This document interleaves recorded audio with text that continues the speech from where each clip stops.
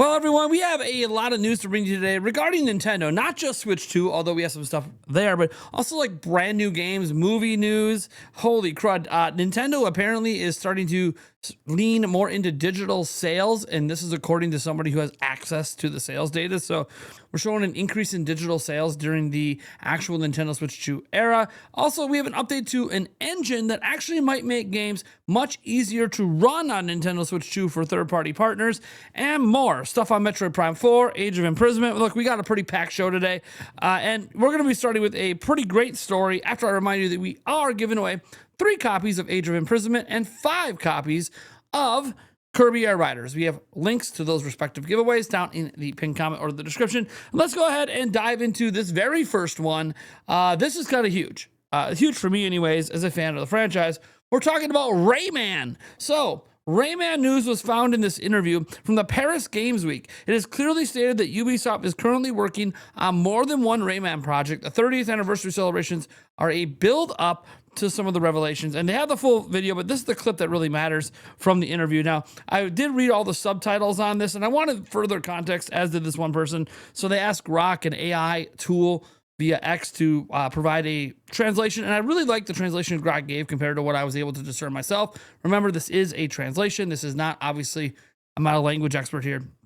But it says, we're here to talk about the Rayman brand and our passion for it. It is a deep love. To celebrate the 30 years, there's a 30% discount on Rayman Legends from October 30th to November 3rd.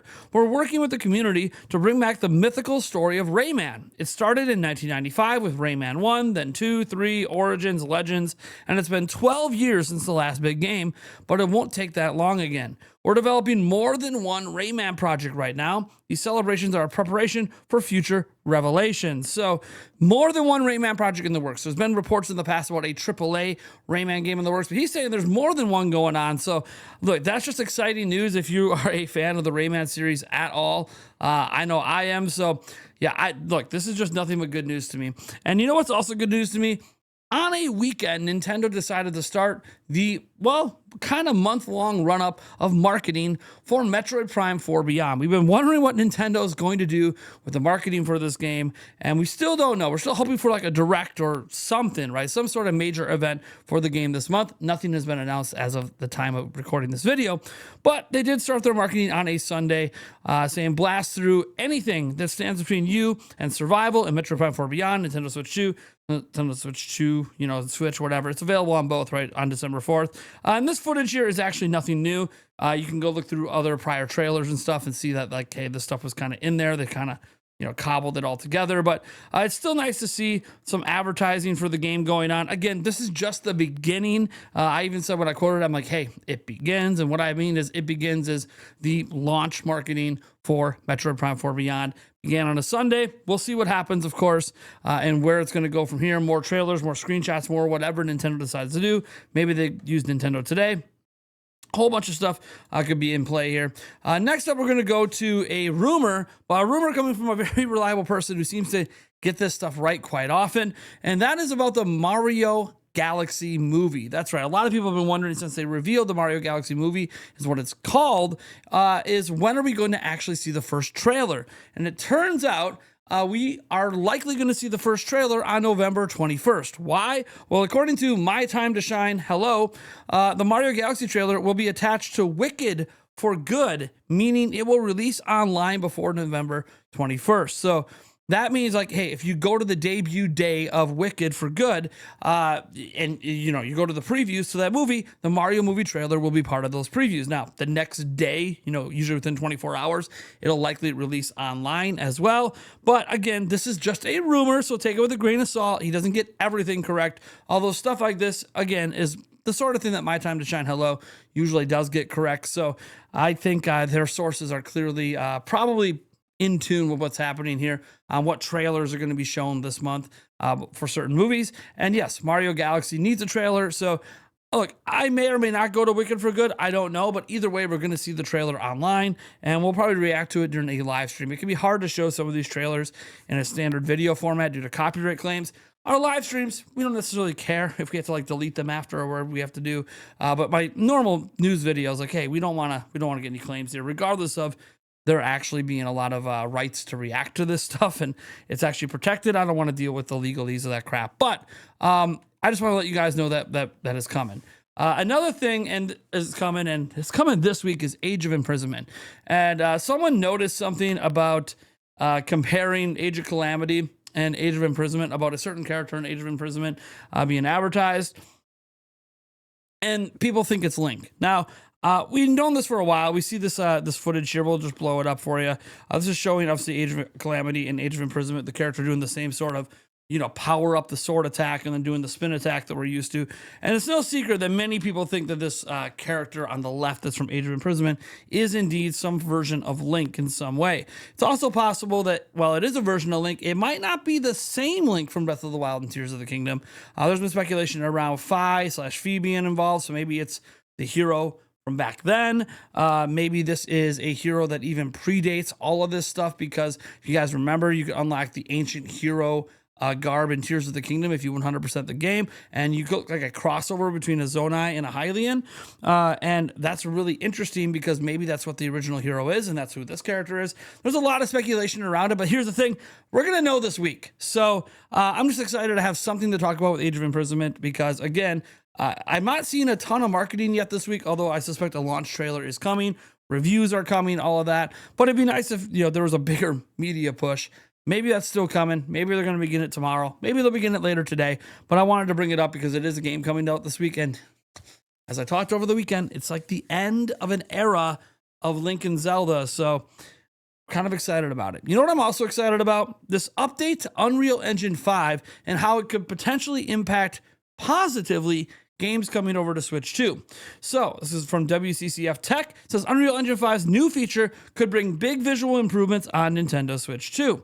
So a new Unreal Engine 5 feature pushed to the engine's main development branch last week, this is actually a couple weeks now, could pave the way for significant lumen performance improvements across the board for the lighting technology to be implemented in Nintendo Switch 2 games. As reported by tech artist Dylan Brown on X, Lumen Irradiance Cache, a pro-based lumen mode for lower-end devices, is now available in the Epic engine. Compared to the default hardware lumen, the new mode features less occlusion detail and worse reflections, but it's still a good compromise compared to having no lumen at all, judging from the comparison video. And we have a little comparison video here that will blow up. So this is with the full lumen. This is with the Irradiance Cache version of the lumen. Again, not as good as full lumen, but it's still better than not having it at all for the lighting system. So you see things look a little bit brighter, I would say, and maybe not quite as detailed, but I think without sides to sides, most people probably wouldn't know. You can see the full lumen, you see the lumen irradiance. There are differences, but again, it feels like one of those things that unless you're looking at a side-by-side, you probably don't know. Let's see what it looks like here with the fire as they go here. Yeah. I mean, again, most people just aren't really going to know in Unreal Engine 5 unless you have the side-by-side stuff going on. So, but still, it's good to have the stuff going in Unreal Engine 5 games. Now, as the Unreal Engine 5 Lumen Irradiance Cache is still in a very early state, it's difficult to say how much low-power devices can benefit from it. However, things are looking quite promising already. According to a now-removed GitHub comment, which is captured before removal and shared on the Reset Era forums, Lumen Radiance Cache speeds up the Lumen Gather stage by 2.5 times for an overall Lumen scene speed up of 1.5. This lighter version of Lumen could finally make Unreal Engine 5's signature lighting viable on lower power hardware like Nintendo Switch 2 and even in a limited form. At this time, games powered by the engine released on the new generation Nintendo consoles, such as Chronos The New Dawn, don't feature Lumen, most likely because the console's CPU can't run games with such demanding features at an acceptable performance level. As even Fortnite doesn't run with Lumen and Nanite on Nintendo Switch 2, it's clear that dedicated work had to be done to the engine for the console to support these hallmark features, which seems to be already happening with the implementation of this new Lumen option. Hopefully it won't take long for developers to take advantage of it. And I gotta say, yeah, it kind of feels like they designed this specifically for lower power devices, such as the Nintendo Switch 2. They do not want developers to start to say, hey, if we want to feature Switch 2 prominently in our development pipeline, we got to start going away from Unreal Engine 5. That is not something that they want, so they got to find a way to make some of this newer tech more plausible on Nintendo Switch 2.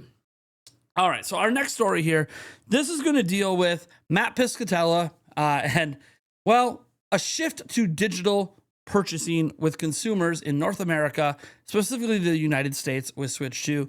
And he did an interview, about like 47-minute interview with Spawnwave. I really encourage you guys to go check it out. There's a lot in there, but we're going to go to a Twisted Voxel article on this because it has the important bits and bobs in it. And again, we'll link to both down below. Here we go. Circana analyst Matt Piscatella says Nintendo Switch 2's digital shift is accelerating. So, Circana analyst Matt Piscatella has provided new insight into the changing landscape of physical and digital games in the United States, suggesting that while Nintendo remains the last major publisher maintaining a strong focus on physical distribution, the company's transition towards digital sales is accelerating with the release of Switch 2.